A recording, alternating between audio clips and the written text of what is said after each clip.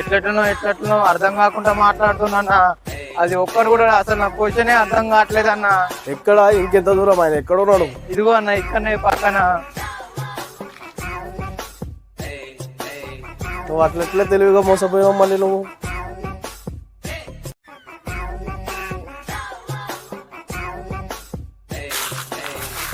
ఈ సందులోకి తీసుకొని వచ్చినావు అనేది షార్ట్ కట్ అన్న, అందుకని ఇట్లా వచ్చినా.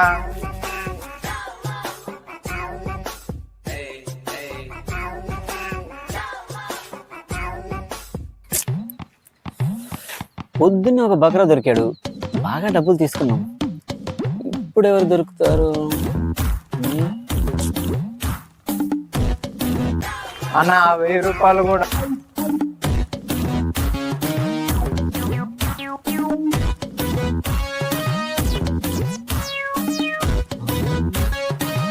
వస్తున్నట్టున్నారే.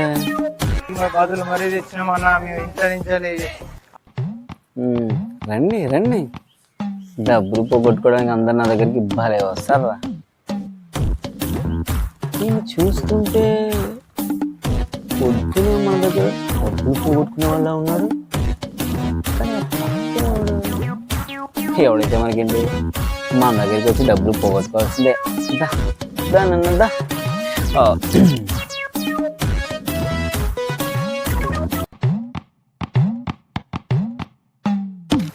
ఇంకెక్కడ?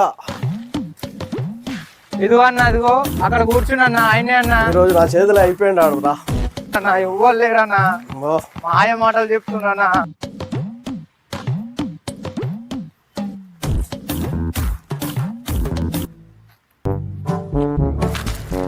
ఈయననే అన్న.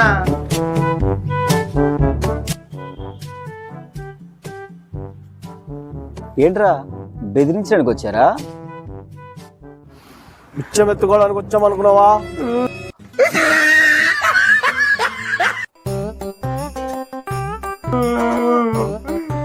పొద్దుగాలు మా భార్య సరుకులు తెమ్మని పైసలు ఇచ్చింది. దారిలో నువ్వు కలిసి పందెం అన్నావు, పందెం కదా అని పైసలు వస్తాయని నీతో నేను ఆడిన. నువ్వన్నీ అర్థం కాని ప్రశ్నలన్నీ అడిగేసి నీ ఓడిపోయానని చెప్పి నా పైసలన్నీ తీసేసుకున్నావు నువ్వు. నేను ఉట్టి చేతులతో ఇంటికి వెళ్ళా. నేను మా భార్య ఉట్టింది.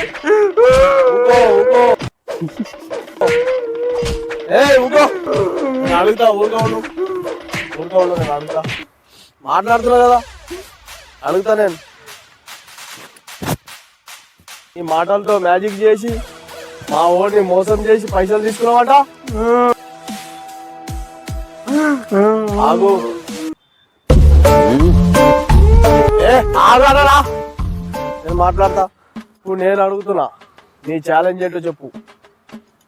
నువ్వు గెలిస్తే ఒక్కొక్క ఛాలెంజ్కి 2000. 2000? అదే నేను గెలిస్తే మా ఓన్ సరుకుల డబ్బులు, నీ దగ్గర ఉండే మొత్తం డబ్బులు ఇచ్చేయాలి. నేను రెడీ, నువ్వు రెడీయా?